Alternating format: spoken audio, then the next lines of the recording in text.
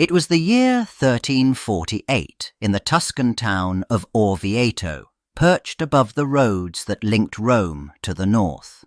Nothing felt stable. Bad harvests had already tightened food supplies, and wars between rival Italian cities disrupted trade. Then the news arrived faster than grain or soldiers. A new sickness moved along the same routes. People counted days by funerals. The plague did not just threaten bodies, it tested loyalties and shook faith. When deaths rose, work stopped, and when work stopped, hunger followed. Families fled into the countryside, but the disease followed them back. In Orvieto, councils issued orders, priests held more processions, and ordinary people searched for meaning in every setback. Fear became a daily habit. Under that pressure, religion turned practical. Confession lines grew, alms increased, and small signs were treated like warnings. When storms hit the fields, they were read as judgment. When a child recovered, it looked like mercy. The town's leaders needed calm, but the streets carried panic, and every rumour had an audience. In that Orvieto, the ground was ready for a miracle, before anyone even claimed one. It began without warning, and it began small. A handful of people, doing what they always did, encountered something they did not have a ready way to explain. At first, it did not look like a public event. It looked like a private shock. They checked what they thought they knew. They repeated the action. The outcome stayed the same. And in that moment, ordinary routine stopped feeling reliable. They reacted the way people often did when something broke the rules of daily life. They looked for simple causes first: fatigue, illness, trickery, a mistake. Then they tested those ideas against what sat right in front of them. Each attempt to dismiss it created a new problem, because the strange detail did not disappear. It persisted. That persistence changed the tone. Confusion turned into insistence. Something had happened, and now it demanded an explanation. Still, at this stage, it remained contained. The group stayed small, and the knowledge stayed narrow, passed from one person to the next in cautious steps. Some avoided speaking loudly about it, fearing ridicule or punishment. Others leaned in, certain that silence risked losing something important. They watched for any change, any sign it might end as suddenly as it began. Instead, the occurrence held, and that single fact made it portable. News did not stay inside the first circle for long. A neighbour told a neighbour. A merchant repeated it at a stall, and within hours the story moved faster than any official message. People came for different reasons. Some wanted comfort, some wanted proof, some wanted to catch a lie. But curiosity did the same work as faith.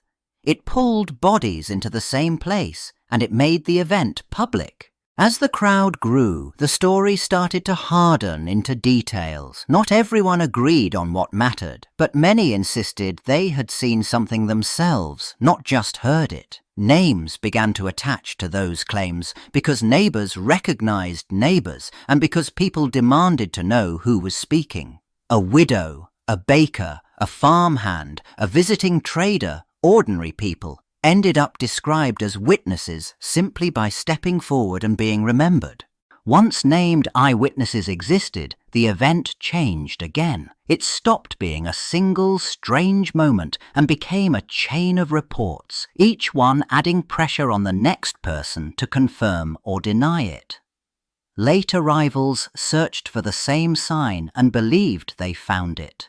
Others insisted it looked different, or only happened briefly. The crowd carried those competing versions outward.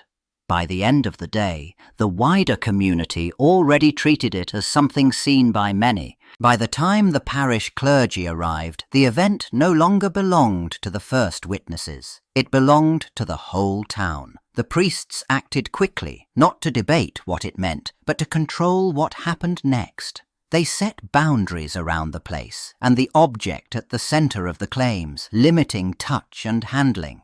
Access became permission, not impulse. In one move, excitement turned into custody. Then the work of sorting began. Clergy asked who had seen the first moment, who arrived later, and what each person claimed to know for sure. Names and details mattered now. Not everyone spoke at once. People were taken in turn, and the same questions returned again and again. Time, distance, and exact words became the test. The town's memory started shifting from shouting to statements. As they gathered accounts, the priests framed the meaning in the language people trusted most. They treated the event as a sign that demanded a response, not just curiosity. Public prayers and blessings followed, and reminders came with them. Repentance, confession, restitution. The message tightened the story into a moral shape. Whatever had happened, the clergy presented it as a warning and a call to order. The moment the clergy started writing, the story changed. Until then, it lived in voices, repeated, reshaped, and carried from person to person.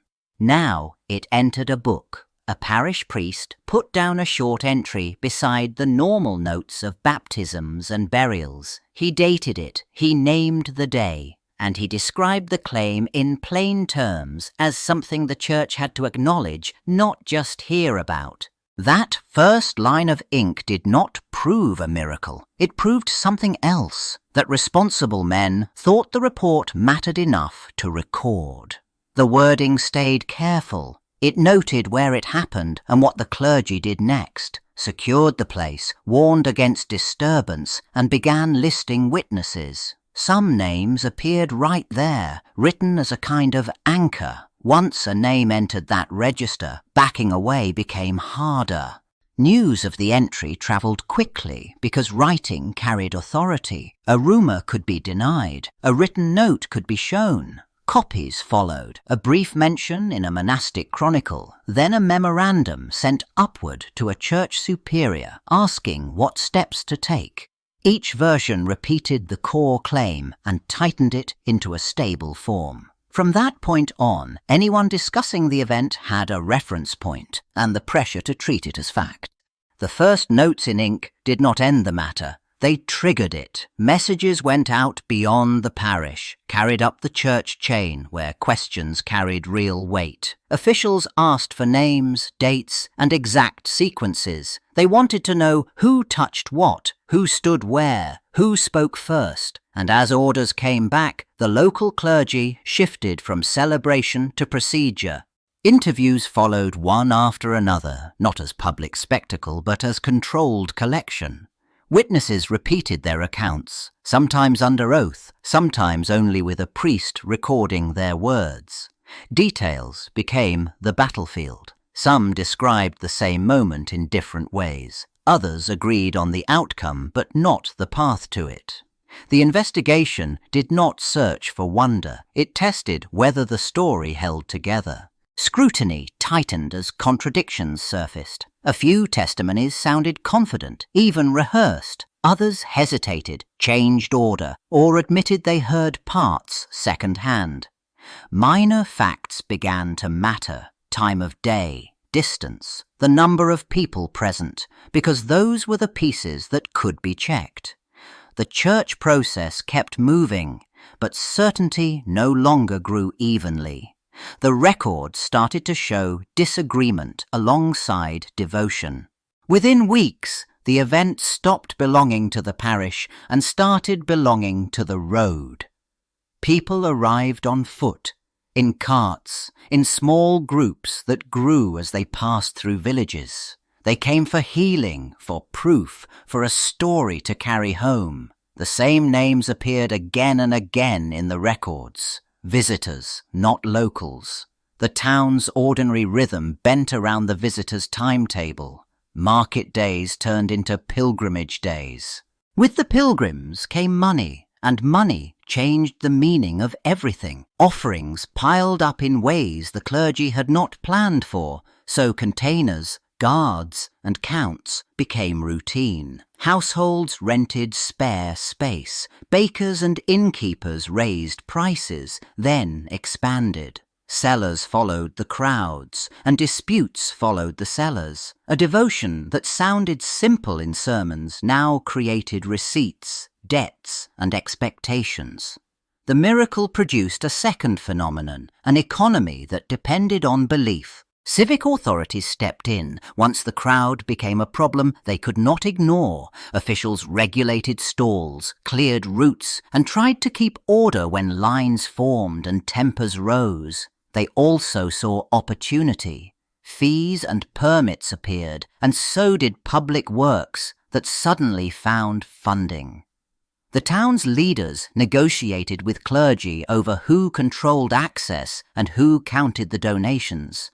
By then, daily life had already shifted. The town operated on pilgrimage logic. Then a different kind of record appeared. Not another praise-filled report, but a complaint. As money and visitors increased, so did tension between churches that competed for influence. A nearby cleric, left out of the new attention, gathered his own supporters and raised a pointed objection. He argued the event had been misread, and he pushed for the case to be reopened under stricter terms. His challenge did not stay in sermons or private grumbling. It moved into paperwork. He pressed the question that mattered most: who controlled the offerings, and who had the right to call the event a miracle? Civic officials listened because the donations affected taxes, trade, and public order. Under that pressure, earlier statements were compared again, and the small differences between witnesses began to look like a problem. The skeptic offered an alternative explanation that sounded simpler and safer for authorities. He suggested confusion, suggestion, even opportunism, rather than divine interruption. He did not need to prove a hoax, he only needed to show doubt.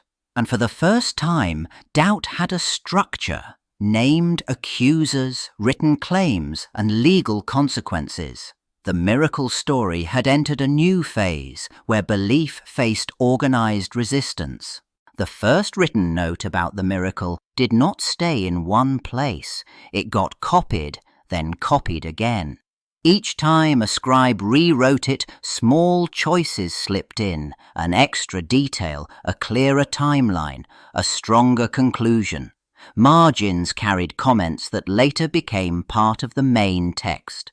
What had started as a messy bundle of statements slowly hardened into a clean story, and clean stories travelled. As years passed, retellings shifted with the needs of the moment.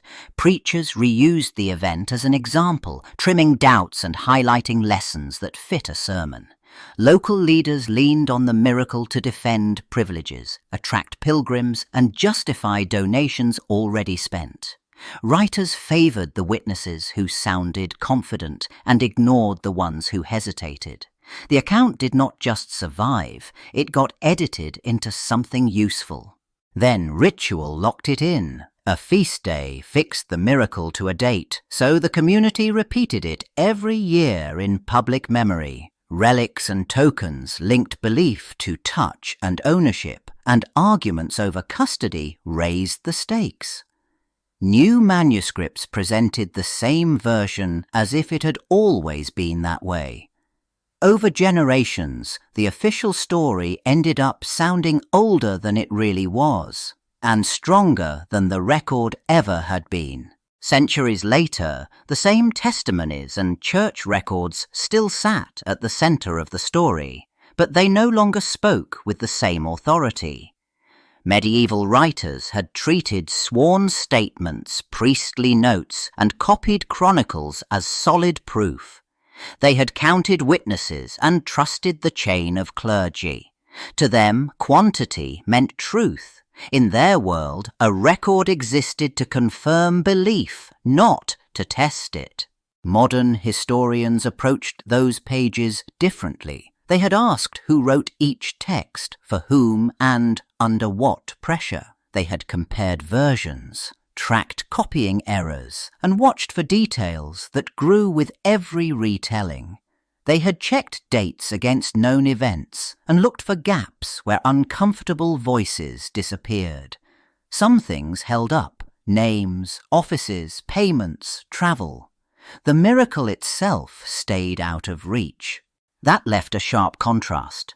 The medieval town had lived with certainty because institutions had offered a verdict and daily life had been reorganized around it.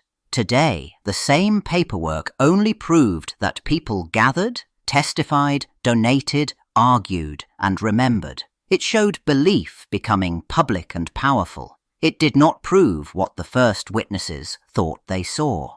In the end, the documents survived better than the moment.